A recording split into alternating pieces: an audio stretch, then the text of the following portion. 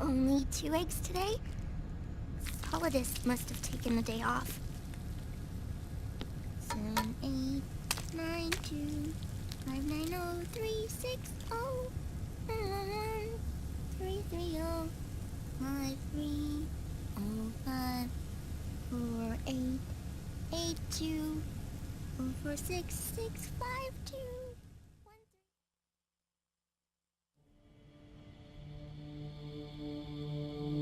The Manhattan incident triggered a serious public backlash. Now the U.S. has to think twice before intervening militarily in other countries' affairs. This has fueled a push towards military privatization, with PMCs at the heart of that movement. PMCs? Private military companies?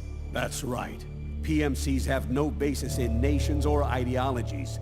They are private enterprises, driven by profit.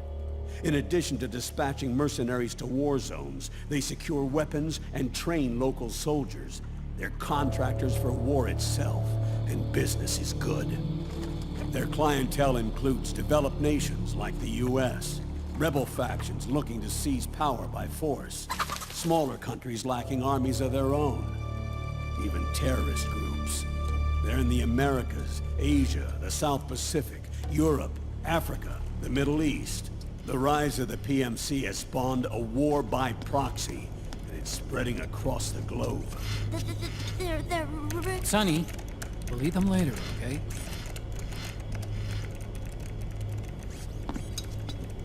Every age has its mercenary. These PMCs are nothing new. We've been dealing with them since before the turn of the century. No, Snake. They're nothing like the mercenaries of the past. They're ready. Sorry, I'm a little busy right now.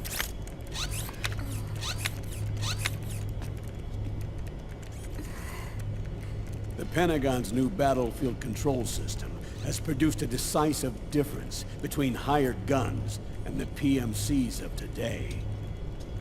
The system was developed by Arms Tech Security. Arms Tech? You mean AT Corp? Yeah. In recent years, AT Corp has shifted focus from weapons development to security tools. And since the establishment of AT Security, business has been booming. The system makes it possible to integrate not only micro-level information on individual soldiers and units, but also macro-level information about field conditions and order of battle. So they've finally achieved total real-time battlefield control. That's right. And as a result, the global presence of PMCs has grown explosively. Truth is, the rise of system-controlled PMCs has led to a dramatic decline in civilian casualties and human rights violations on the battlefield. A cleaner, safer battlefield. Makes for nice propaganda.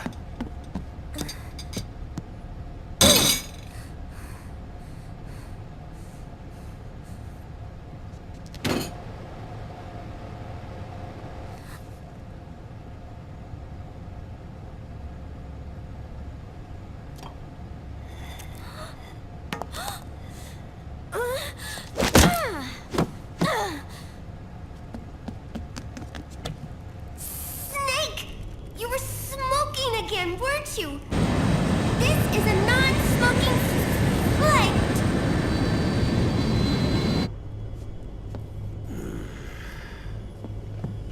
There's more. State governments and rebel groups can't match the maintenance price of standing forces. PMCs, by comparison, are reliable, easy to use. It wasn't long before everybody had them on the payroll.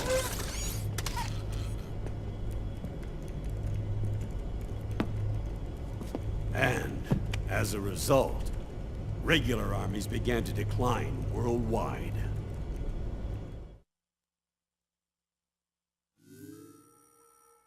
It's hard to believe, I know, but PMCs are beginning to overtake conventional armies in terms of scale.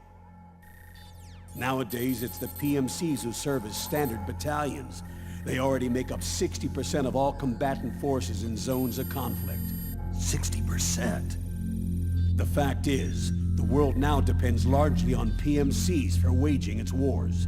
I thought it was the UN that authorized the PMCs in the first place. The US abstained from voting on that resolution. In effect, Washington was endorsing PMCs without ever revealing its true intentions. Until they got wind of the uprising, that is. The US has exported too much military power, and now she's paying the price. That's exactly it. America has now turned war into a form of economic activity. Analysts are calling it the war economy, in that it's picking up the slack for the downward-sloping oil market. But I, for one, don't intend to simply stand by and watch it happen. For the PMCs, market expansion entails fanning the flames of war. It means more refugees. War orphans. Child soldiers. Yes. Even as PMC soldiers get more specialized, they're also getting younger. Mercenaries spun off from state armies.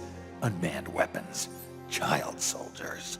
Proxy battles in a new Cold War. There are hundreds of PMCs in business worldwide, and their numbers are growing.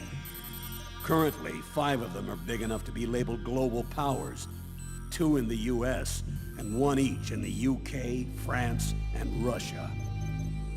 Reconnaissance has revealed that those 5 PMCs are run by a dummy corporation that acts as a single mother company. This mother company embodies the 5 largest PMCs. Her name is Outer Heaven. Outer Heaven? You mean? That's right. It's Liquid. Liquid?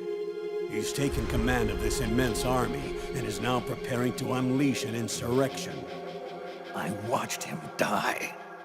His will lives on, in the body of the man once known as Ocelot. He aims to fan the flames of war even higher, to create the perfect world once envisioned by Big Boss. The one world in which soldiers will always have a place. He must be stopped, before it's too late. Do you understand, Snake? Any means necessary. Just stop Liquid's insurrection. Even if it means killing him. You want Liquid dead. Isn't that right, Colonel?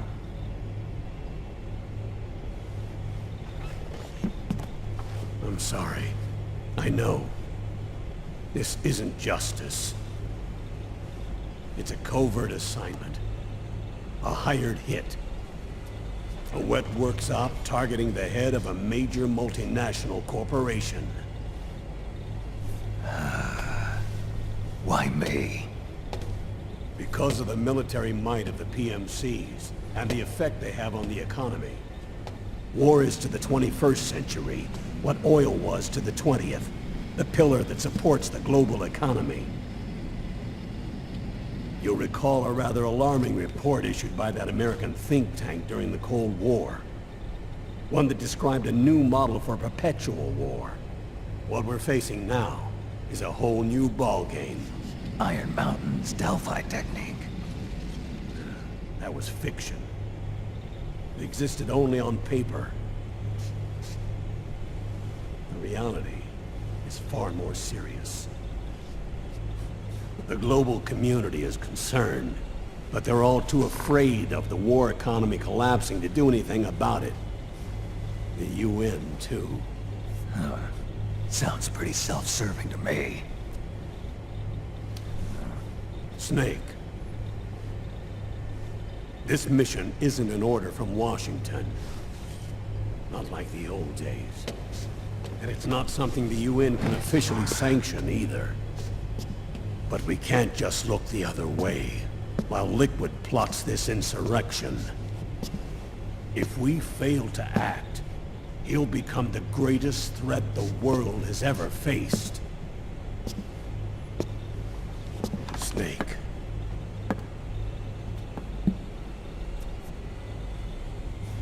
You're the only man I can trust.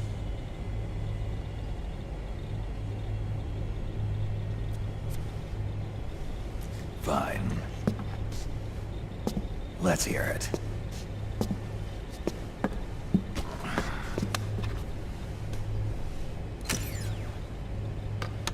Our intelligence on Liquid's uprising originally comes via reports from U.S. Special Forces, who were mobilized after we at the UN reported our findings. They're tracking Liquid's movements. About 18 hours ago, he was spotted in the Middle East. There's a rebel army in the Middle East, made up of ethnic minorities, waging civil war against the regime in power. The core of that regime's army is provided by one of the PMCs under Liquid's control. What about the rebels? The local militias have hired small numbers of operators as trainers and field commanders. And of course, they've got help from the local PMCs. Right. A proxy war between hired guns. PMC versus PMC. A quagmire of war. All too typical victims of the new world economy. Snake, you'll be sneaking into the conflict zone via transport truck, disguised as one of the rebel army's hired operators. Your first objective is to make contact with our informants, Rat Patrol Team 01. They'll be expecting you. Rat Patrol, huh? They sound sneaky. They're a special forces team assigned to the Army's PMC Investigation Unit, CID. CID. Real rats of the Army. No. I can vouch for them personally. Friends of yours? You could say that.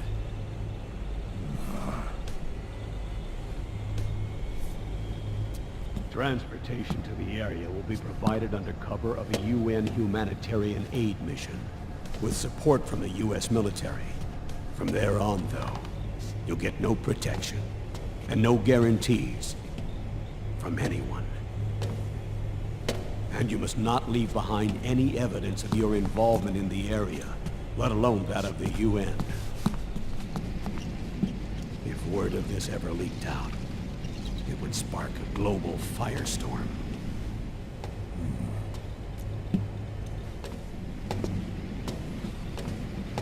Snake.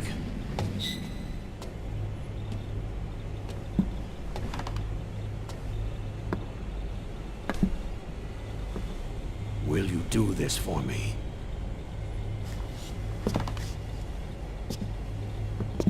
Will you terminate Liquid?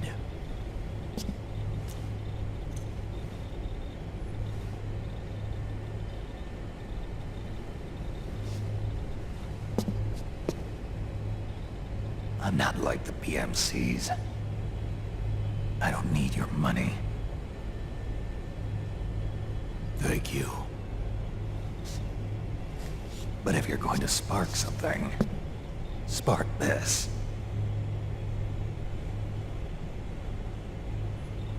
Fine. I'll start my own fire.